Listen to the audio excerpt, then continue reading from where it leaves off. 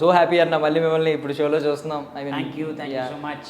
ఏమనిపించింది మీకు ఇప్పుడు నిహారిక గారి విజన్ చూసి? బికాజ్ ఎన్నో డ్యాన్స్ షోలు ఉన్నాయి, సో ఇక్కడికి వచ్చేసరికి యూనిక్నెస్ కొంచెం కనిపిస్తుంది. ఈ ప్యాటర్న్ కానీ బిడ్డింగ్ నుంచి ఐపీఎల్ బిడ్డింగ్ లాగా. బేసిక్ ఏంటంటే చాలా డ్యాన్స్ ప్రోగ్రామ్స్ జరుగుతాయి, కానీ ఆటలో స్పెషాలిటీ ఏంటంటే నాకు అనిపించింది, నేను అన్ని డ్యాన్స్ షోలు టీవీలోనే చూస్తాను, కానీ ఈ డ్యాన్స్ షోలో లైవ్లో చూస్తుంటే ప్రతి ఒక్క పర్ఫార్మెన్స్కి గూస్ బంప్స్ వస్తుంది. అంటే లైవ్లో చూడడం వేరు. మనం ఇంకోటి ఏంటంటే ఏ డ్యాన్స్ ప్రోగ్రామ్ అయినా సరే కొన్నిసార్లు టేక్ మధ్యలో బ్రేక్ మళ్ళీ టేక్ అలా ఉంటుందేమో, కానీ దీనిలో మాత్రం నాకు తెలిసి టేక్ కట్టే. సో కంటిన్యూస్గా నువ్వు 7 minutes చేయి, 8 minutes చేయి, లేదా 4 minutes చేయి, నాన్ స్టాప్గా చేయాలి. నాన్ స్టాప్లో ప్రతి సీక్వెన్స్ ప్రతిదీ గుర్తుపెట్టుకుని వాళ్ళు పర్ఫార్మెన్స్ చేయడం అనేది నాట్ ఎ సింపుల్ థింగ్. మనం మామూలుగా చేసుకోవట్లేదు. మనం ఏమంటాం, అది చేసింది ఓకే నచ్చింది ఇలా కొన్ని ఉంటాయి, కానీ చేసేవాడికి తెలుస్తుంది ఆ బాధ. స్టేజ్ మీద చేస్తుంటే అంతమంది ముందు అంతమందిని గుర్తుపెట్టుకొని కంటెస్టెంట్ చేయడం అనేది చిన్న విషయం కాదు. తను గుర్తుపెట్టుకోవాలి. అట్ ది సేమ్ టైం చుట్టుపక్కల ఎంతమంది ఉన్నారో వాళ్ళతో కోఆర్డినేట్ అవ్వాలి. ఇదన్నీ చూస్తూ తను చేయాలి. సో ఇవి తన పాటి పక్కకు పెడితే ఇంకా talking about pink elephant again. So pink elephant Niharika చేయడం అనేది చాలా గొప్పమైన విషయం అది. ఎందుకంటే నేను ఆల్రెడీ చెప్పా, ఒక మనిషి 4-5 టాస్కులు చేయడం చాలా కష్టమైన పని. అంటే ఈ ప్రజెంట్ సిచ్యువేషన్స్ నేను అందులో తను సినిమా ప్రొడ్యూసింగ్ చేస్తూ, మళ్ళీ దీనికి ప్రొడ్యూసింగ్ చేస్తూ, తను దీనికి జడ్జిగా ఉంటూ, మళ్ళీ కంటెంట్ ఇస్తూ, ఇంత చేయాలి అంటే, ఇన్ని మేనేజ్ చేయాలంటే చిన్న విషయం ఏం కాదు. Because by god's grace or god blessed she is into mega family. ఆ పవర్ ఎలాగో కంటిన్యూ అవుతుంది కాబట్టి I hope she will do lot of things in future. So మీకు ఎప్పటి నుంచో అనుబంధం ఉంది ఇప్పుడు నిహారిక గారితో, నాగబాబు గారితో. ఆ షో టైంలో ఆవిడ సరదాగా వచ్చి మధ్యలో చిన్న మెరుగులు కనిపించిన సందర్భాలు ఉన్నాయి. సో అప్పటి నిహారిక గారికి ఇప్పుడు చాలా మెచ్యూరిటీ ఉంది. అదే చెప్తున్నా. అప్పుడు తను వచ్చేది ఎలా, నాగబాబు గారు కూతురుగా వచ్చింది. కానీ ఇప్పుడు తనని చూస్తుంటే she's a producer. She's having lot of bundles in the back. అవన్నీ తను మోసుకుంటూ ఎక్కడ ఏం మాట్లాడాలి, ఎక్కడ ఎంతవరకు మాట్లాడాలి, ఎంతవరకు మాట్లాడితే మనకి వర్కౌట్ అవుతుంది, లేదా ఆడియన్స్ ఎలా ఇంప్రెస్ చేయాలి, ఇవన్నీ చిన్న విషయం కాదు అది. సీరియస్లీ ఎవరికైనా సరే, ఎవరు ఆ పొజిషన్లో ఉన్నా they have to carry these all things. ఇప్పుడు రేపు నువ్వున్నా నేనున్నా వీ హ్యావ్ టు క్యారీ. ఎందుకంటే we are keeping our energy, we are keeping our funds. మన దాన్ని రాబట్టడం అనేది చిన్న విషయం కాదు కదా. దానికోసం మనం ఏం చేయాలో చేయాల్సిందే. So she's doing very good, she's doing well and good. So Nagababu garu normally legendary figure. ఆయన మాట 10 మంది వినడం వేరు. ఇప్పుడు ఇప్పుడు యంగ్ ఏజ్ లో ఇంతమందిని హ్యాండిల్ చేయడం ఒక కెప్టెన్ లాగా, కెప్టెన్ అదే అంటున్నా కదా. ఈ ఏజ్కి తను ఇంత చేస్తోందంటే ఇక ఫ్యూచర్ ఎంత చేయొచ్చు. కరెక్ట్. ఇప్పటిదాకా ఉన్న వాళ్ళు వేరు, ఇప్పుడు వస్తున్న వాళ్ళు వేరు.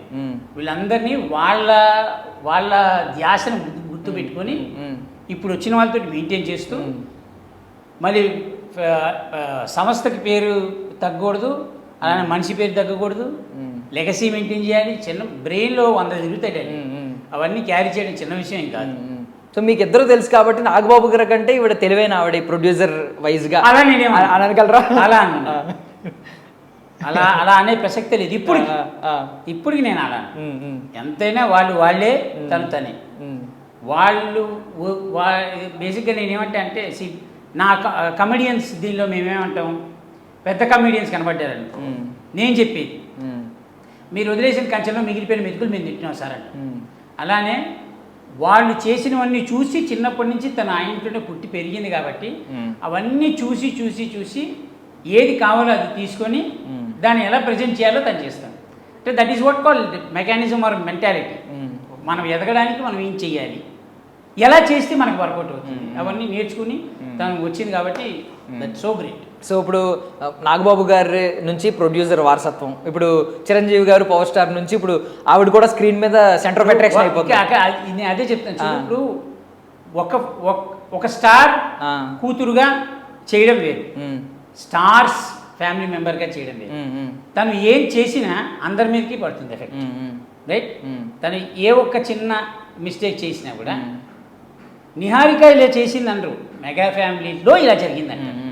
అదే సో తను ప్రొడ్యూసింగ్ చేసేటప్పుడు కూడా ఇప్పుడు సినిమా తీశారు, ఫర్ ఎగ్జాంపుల్ ఫ్లాప్ అయింది అనుకుందాం, జనాలు ఈజీగా అనేస్తారు. నర ఉన్నదిగా నాలుగుకి, ఎవరిది మళ్ళీ డబ్బులు ఖర్చు పెట్టారు. దాన్ని ఎంత నమ్మి చేశారు, అది ఫ్లాప్ అన్ఫార్చునేట్ అయ్యిందా, ఫార్చునేట్గా జరిగిందా, క్యారీ చేస్తున్నప్పుడు పడే బాధ ఏంటి వాళ్ళకి మాత్రమే తెలుస్తుంది. సో మనం ఈజీగా నోటిఫికేషన్స్ ఇచ్చేయడం చాలా easy. I'm telling to audience, మన నోటిఫికేషన్ చాలా ఇచ్చేస్తాం, కానీ పడేవాడికి తెలుస్తుంది బాధ అని. ఇక్కడ తనని రిప్రజెంట్ చేయట్లేదు, she's representing whole family. So అవన్నీ చూసుకోవాలి, తన పేరు నిలబెట్టాలి, ఇంటి పేరు నిలబెట్టాలి, అలాగే వెనక బ్యాక్గ్రౌండ్ చూసుకోవాలి, ప్రొడ్యూసింగ్ చేయాలి, మళ్ళీ అందులో జడ్జ్ క్యారెక్టర్ ఉంది అది చేయాలి, ఇవన్నీ చేయడం. సో నిహారిక గారిని ప్రేమించి అభిమానించే వారిగా ప్రొడ్యూసర్గా ఎన్ని మార్క్స్ ఇస్తారో, ఒక పర్ఫార్మర్గా ఎన్ని మార్క్స్ ఇస్తారు? ఎంటర్టైన్మెంట్ ఆవిడ చాలా చేస్తున్నారు షో మొత్తం. ఎంటర్టైనర్గా ఐ గివ్, ఎలా చెప్పను, నాకు నేను తెలిసింది ఒరిజినల్గా చెప్తాను. నాకు మొమ్మాటలు, ఆవిడదే ప్రొడ్యూస్ చేస్తున్నాను, నేను డబ్బులు తీసుకుంటున్నాను. నేను ప్రొడ్యూసర్గా ప్రస్తుతానికి అయితే నేను 80 ఇస్తా. ఓకే, ఇంకోటి ఏది అంటే పర్ఫార్మర్గా, ఎంటర్టైనర్గా 100% 100 ఇచ్చేస్తారు. నేను ఎందుకు 80 ఇస్తున్నాను ప్రొడ్యూసర్గా? ఇంకా నేర్చుకోవాలి, ఇంకా చాలా ఉంది. ఇప్పుడే 100% అని చెప్పేసామనుకో, అది మరీ దారుణం కదా, భజన కొట్టినట్టుగా. అయినా మీ గురించి అందరికీ తెలుసు, మామూలు భజన కొట్టరు, ఉన్నట్టు చెప్తా ఉంటారు, సమస్య లేదు. కాకపోతే దీనివల్ల ఎప్పుడైనా సమస్యలు ఎదుర్కొన్నారు? ఉన్నట్టు మొహం మీద చెప్పడం, ఎందుకంటే టాక్టిక్ కొంచెం లైఫ్ అంతాయే, లైఫ్ మొత్తం అదే. నేను భజన కొట్టకపోవడానికి, నేను మధ్యలో నాకు బ్రేక్ రావడానికి కారణాలు అవే, సినిమాలు పడకపోవడానికి కారణాలు అవి. మనకు భజన చేత కాదు, భజన కొట్టం, అది ఏదైనా పోనీ, ఎట్టైనా పోనీ లైఫ్. భజన కొట్టి ఓపిక నాకు లేదు, భజన కొట్టాల్సిన అవసరం లేదని నేను ఫీల్ అవుతాను. ఎందుకంటే when you have a confidence in your self, నువ్వు ఇంకోటికి వెళ్ళి భజన కొట్టాల్సిన అవసరం లేదు. మ్యాక్సిమం ఏం చెప్తాం, అబ్బాయి ఇష్టం ఉంటే ఇష్టం ఉందని చెప్తాం, లేదంటే లేదని చెప్తాం. నువ్వు తప్పు చేస్తే తప్పు చేసావని చెప్తాం. ఆ టైంకి తిట్టుకుంటారేమో, కానీ 10 నిమిషాలు వాడొక్కడే ఆలోచించుకుంటాడు ఎందుకు అన్నాడు ఈ మాట అని. అప్పుడైతే నిజం బయటకు వస్తుంది, చాలు. ఆ నిజం కోసం వెయిటింగ్. బట్ ఈ పాయింట్ వరకు కూడా టిల్ ఒకసారి మారదామేమో, ఎందుకు కొంచెం అనుకోలేదన్న ప్రసక్తే లేదు. మారా భజన ఎప్పుడు కొట్టాలి తెలుసా? నీకు గడవకపోతే భజన కొట్టు. గడవకపోతే అంటే నిన్ను తగ్గించుకున్నావు, నువ్వు దిగిపోయావు ఆల్రెడీ, ఇక నీ వల్ల కాదు అనుకున్నప్పుడు భజన కొట్టు. లేదు నా మోకాళ్ళలో ఇంకా సత్తా ఉంది, నీ కొండ ఎక్కగలుగుతాను అన్నప్పుడు నువ్వు దేవుని ఎందుకు అడుగుతావు? నన్ను ఎక్కించు దేవుడా అని. నా మోకాలు బాగాలేనప్పుడు అడుగుతావు, నన్ను ఎక్కించు దేవుడా. నీ మోకాలు బాగానే ఉన్నాయి కదా, ఆయన అదే అంటాడు. నువ్వు అంత బాగానే ఉన్నప్పుడు నువ్వే ఎక్కిరా, నీకు రావాలనిపించి వచ్చేసి నేనున్నా కదా అంటాడు. నన్ను ఎక్కించి దేవుడానికి కింద కూర్చుంటే ఎందుకు ఎక్కిస్తాడు? నీలాంటి వాడు 100 మంది ఉన్నారు మరి.